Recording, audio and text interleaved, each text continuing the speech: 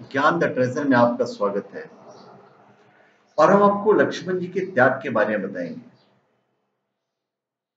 एक ऐसा सत्य जो शायद आप क्रेडिट के साथ कह सकते हो कि आप नहीं जानते होंगे।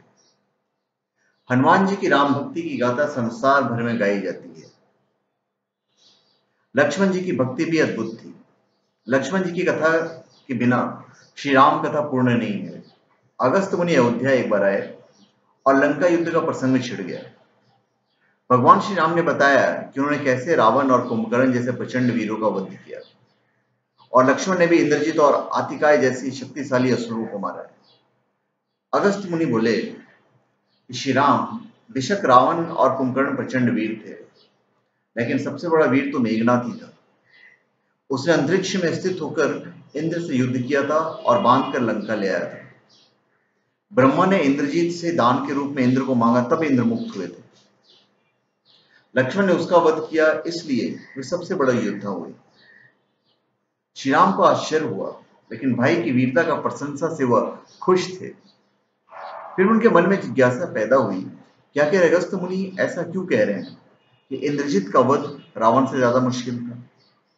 अगस्त्य मुनि ने कहा कि प्रभु, इंद्रजीत को वरदान था कि इसका वध वही कर सकता था जो 14 वर्ष तक न सोया हो, जिसने 14 साल तक किसी स्त्री का मुख न देखा हो और 14 साल तक भोजन न किया हो।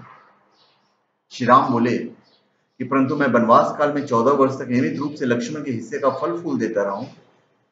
मैं सीता के साथ एक कुटी में रहता था, बगल की कुटी में लक्ष्मण थे। फिर सीता का मुख भी ना देखा हो और 14 वर्ष तक सोए ना हो, ऐसा कैसे संभव है। अगस्त मुनि सारी बात समझकर मुस्कुराए और प्रभु से पूछा कि आपसे भला क्या छिपा हुआ है। दरअसल सभी लोग श्री राम का गुणगान करते थे, लेकिन प्रभु चाहते थे कि लक्ष्मण के तप और वीरता का चर्चा भी अयोध्या के घर घर में हो। अगस्त मुनि ने कहा, क्यों न लक्ष्मण से पूछा जाए। लक्ष्मण जी आए और प्रभु ने कहा कि आपसे जो पूछा जाए उसे सच सच कहिएगा। प्रभु ने कहा कि हम तीनों 14 वर्ष तक साथ रहे, फिर तुमने सीता का मुख कैसे नहीं देखा, फल दिए गए फिर भी अनाहारी कैसे रहे और 14 साल तक सोए नहीं, यह कैसे हुआ। लक्ष्मण जी ने बताया कि भैया, जब हम भाभी को तलाशते ऋष्यमुख पर्वत पर गए तो सुग्रीव ने हमें उनके आभूषण दिखाकर पहचानने को कहा। आपको स्मरण होगा कि मैं तो सिवाय उनके पैरों के नुपुर के कोई आभूषण नहीं पहचान पाया था, क्योंकि मैंने कभी भी उनके चरणों के ऊपर देखा ही नहीं। 14 वर्ष नहीं सोने के बारे में सुनिए। आप और माता एक कुटिया में सोते थे। मैं रात भर बाहर धनुष पर वान चढ़ाए पहरेदारी में खड़ा रहता था। निद्रा ने मेरी आंखों पर कब्जा करने की कोशिश की तो मैंने निद्रा को अपने वानों से बेध दिया था। निद्रा ने हार कर स्वीकार किया कि 14 साल तक मुझे स्पर्श नहीं करेंगी।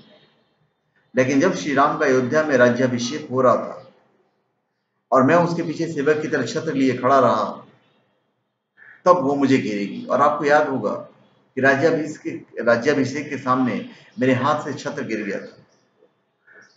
अब मैं 14 साल तक अनाहारी कैसे रहा। मैं जो फल फूल लाता था, आप उसके 3 भाग करते थे। एक भाग देखकर आप मुझसे कहते थे कि लक्ष्मण फल रख लो। आपने कभी फल खाने को नहीं कहा, फिर मैं बिना आपके आज्ञा उसे कैसे खाता। मैंने उन्हें संभाल कर रख दिया। सभी फल उसी कुटिया में अभी भी रखे होंगे।